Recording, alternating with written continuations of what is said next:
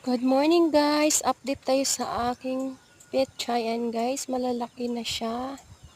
Ayan. At ayan na po, tinanim na namin. Ayan, malalaki na din siya. Nasa paso.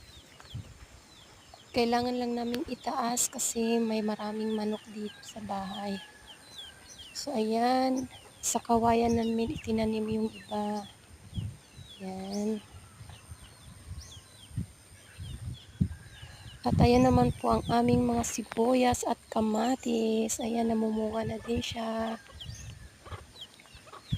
Basta masipag ka lang guys, makakaulam ka dito ng libre. At sariwang-sariwa pa. Ayan. Ang daming pechay at kamote. Thanks for watching.